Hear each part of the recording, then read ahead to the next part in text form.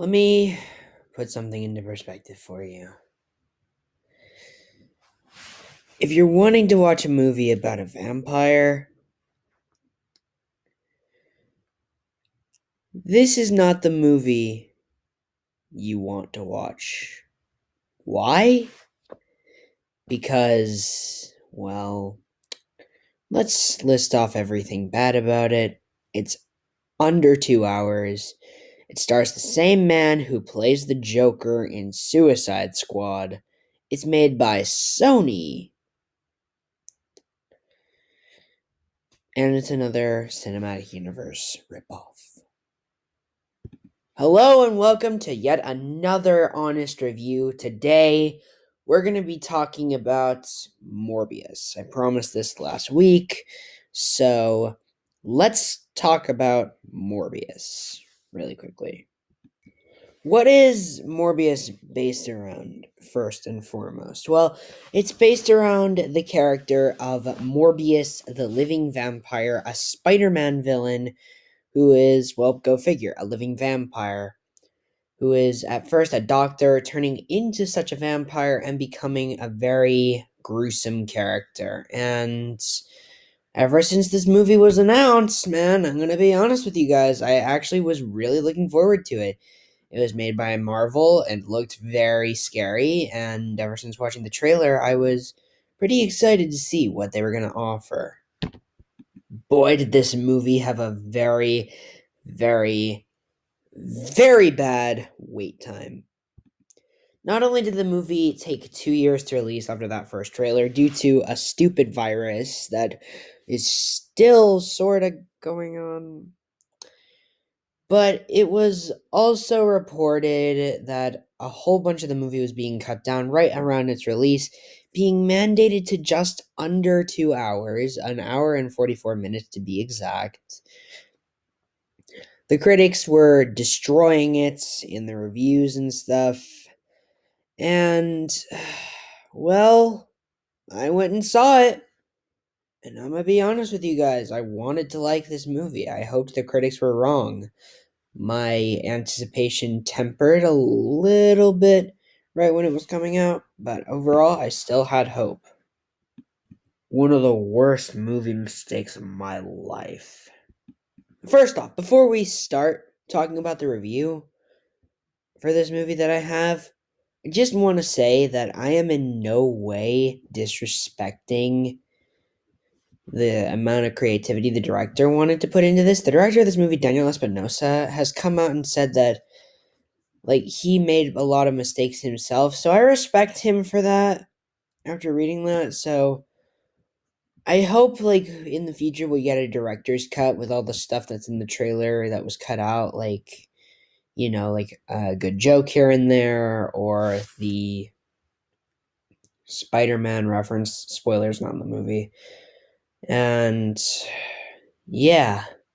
So let's get into the review I have for this movie. Wish me luck. Dr. Michael Morbius is a doctor who suffers from a very rare genetic disease, making him extremely weak, until one day he develops a serum that transforms him into a living entity of vampire evil, Morbius the living vampire.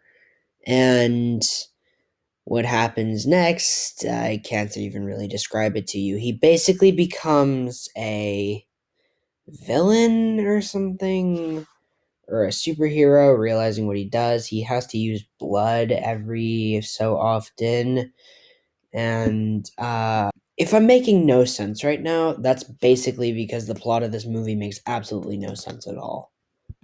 Right at the beginning, the movie actually was pretty promising, with a pretty good opening that you saw in the trailers is him cutting his hand and then putting it for bats. I thought that would be his origin, but it really just isn't. Like, oh god. And then from then we had a scene in an orphanage where Michael Morbius meets the villain of the movie. We'll get to that in a minute. And then it shows him being a doctor and developing the serum before very, very, very fast cutting to the scene on the boat, which was actually a genuinely good scene.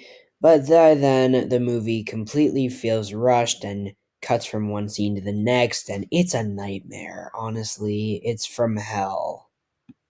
First off, before we talk about the writing, we're going to talk about the characters really quickly because there are actually quite a few of them that I want to get off my chest. We've got Michael Morbius himself, played by Jared Leto, who had a comic book movie curse after portraying the Joker in Suicide Squad and sucking very, very, very, very, very, very hard in that. So initially, I was really excited for this movie, but I had my reservations after realizing that Jared Leto was a sucky Joker. And then I watched Zack Snyder's Justice League, realized that he wasn't terrible, and that he could portray the character if the situation called for it. So, yeah. I'll add to that how scary Morbius looked in the marketing for this movie.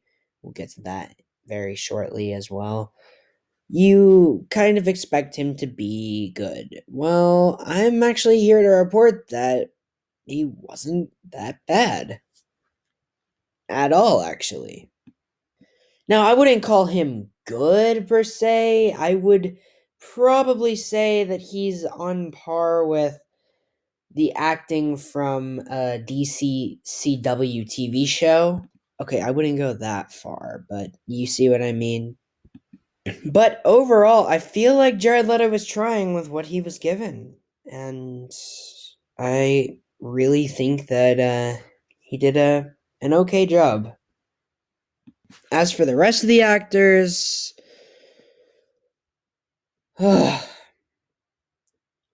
they're probably the worst supporting cast members I've seen in a comic book movie since the 1966 Batman movie and the Schumacher Batman movies, as well as just bad. They're just bad side characters. Martine Bancroft is in the movie for like a total of what, 20 minutes? She serves no purpose whatsoever. She's hospitalized as soon as we're introduced to her, literally within like two scenes, she's hospitalized. She gets out and then becomes suddenly dead at one point and then comes back to life. Like, it's only a shot of her opening her eyes and becoming a villain, but yeah, like, I really don't know how to describe her character development here. It's just not great. Like, it comes, like, so much out of nowhere. We then have Lucian or Milo. Trust me on that one. It's not. The explanation for that whole thing, why they call him Milo, is just the dumbest thing ever. Played by Matt Smith, aka the 11th Doctor from the Doctor Who series. Uh, yeah, not great either. In fact, pretty terrible. He becomes the villain point pointlessly in the second act and becomes a vampire. I don't know who he's based on per se. He's literally just Riot from Venom, except worse somehow. And I just noticed all the Sony Marvel Universe villain verse things.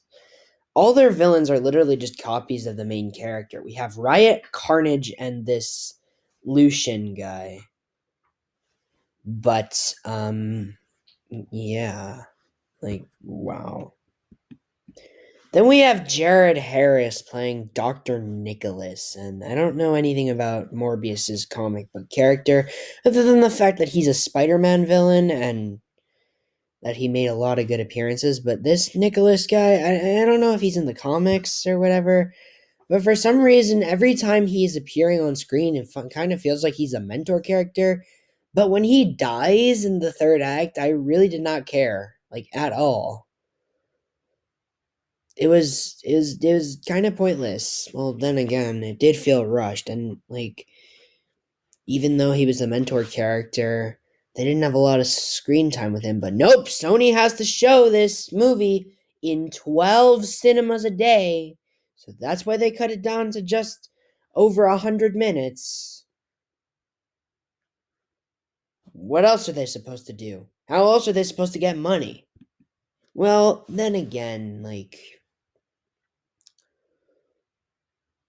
I can't really blame them. They failed a lot financially with movies like Ghostbusters. So yeah.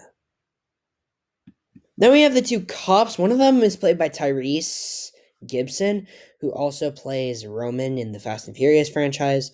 And then there's this other guy with glasses who just makes crappy joke after crappy joke, and it's just the cliched comedic relief that doesn't need to be there whatsoever and just serves no purpose to the story. I really didn't like him at all, and I begged for him to die, but he wouldn't die, and that just sucked. And there are a whole bunch of moments that really just are slap to the face kind of jig. It's not great. In the end, we also get a cameo from Michael Keaton's Vulture, and it's setting up a Sinister Six movie, which is alright, I guess. We don't get, like, any of the other Spider-Man villains because we already had the big epic Spider-Man movie come out back in December, which made more money than this and made definitely a lot more critics interested. But I'm glad that they're doing a Sinister Six thing, and it's about time that they did something like that because we kind of need some clarity on whether or not the Sony is going to make all of the movies they wanted, because they originally weren't going to do the standalone Venom film after the flop of the Amazing Spider-Man 2, but they ended up doing it about 4 years later because they waited it out, which I'm fine with them getting a Sinister Six movie. And the way Michael Keaton's Vulture shows up, you'd have to watch Spider-Man Far From... You'd have to watch Spider-Man No Way Home to understand it, but yeah, like that just explains a lot.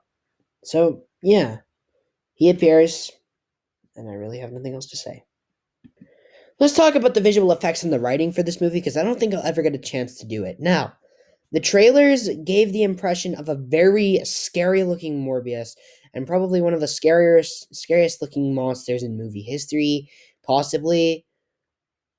But I didn't get that.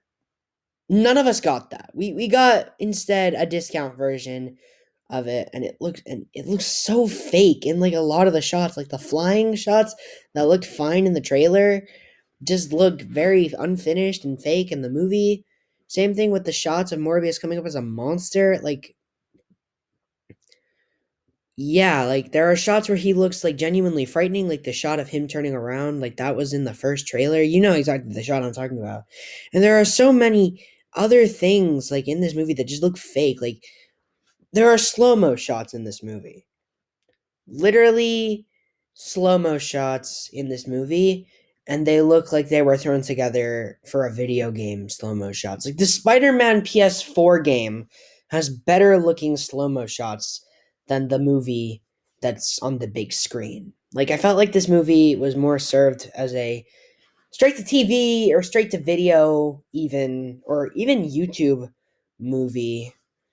Like, yeah, like some people using After Effects and YouTube can obtain better looking graphics or visual effects than this big budget Hollywood production can, which is sad because the Sony Venom movies looked really good for the most part.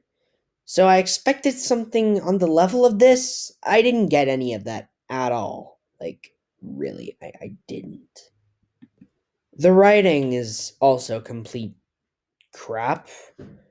Like there are so many moments where I was just like, "Ugh." It's not a good written movie. The jokes don't land. And there was one good joke in this movie that was in the trailer, but they cut it out of the movie. Morbius is somebody asks Morbius who Morbius is. Morbius says, "I am Venom," gives a scary face. Then he stops and says, "Just kidding, it's your pal Dr. Michael Morbius." I was expecting that joke to be in here. Not a trace. Not a trace of that joke in this movie. Literally just creates a big plot hole. So the Venom thing is referenced. The whole Venom, the first Venom movie is referenced in this movie. Right here. So, needless to say, like, would Morbius actually know Eddie Brock? Like, it makes no sense at all. Like, why are you doing that?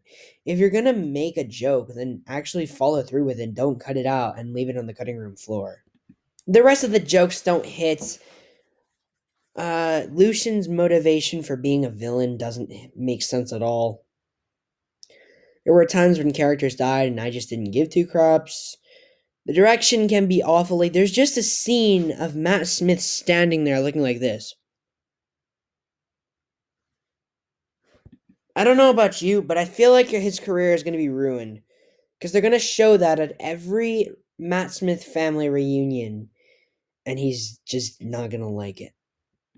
Painful overacting in several moments. Like, there are times where Matt Smith and or Jared Leto just go over the top with their acting, and it makes no sense at all. Like, honestly, the climax is just terrible.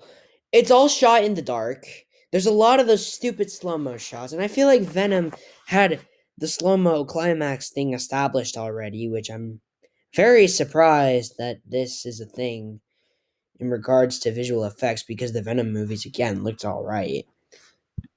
But all the climaxes in these Sony Spider-Man villain movies have basically been around the same, and I was fine with two of them. The cathedral battle in Let There Be Carnage and the battle with the spaceship in the first Venom. But I feel like if this is the one stylistic choice they make to be in like the dark with slow-mo shots every so often, I feel like then you're going to lose me with the action sequences. Like, no, you can't just make all your action scenes look like this. Also, before I forget and get to the final verdict, there were these things that they did with the ears to show the bat radar, and it was absolutely weird and disgusting and looked absolutely awful. Like, you could show the bat radar a different way. Like, you can give a sound like bat screeching and give like that whole sense thing over there. Like, you know what you can do with it. I'm surprised that you didn't, that you went with a weird route, which is a bad thing. What do I think of Morbius overall? As you can probably tell, I wasn't too crazy for it. As a matter of fact, it's awful.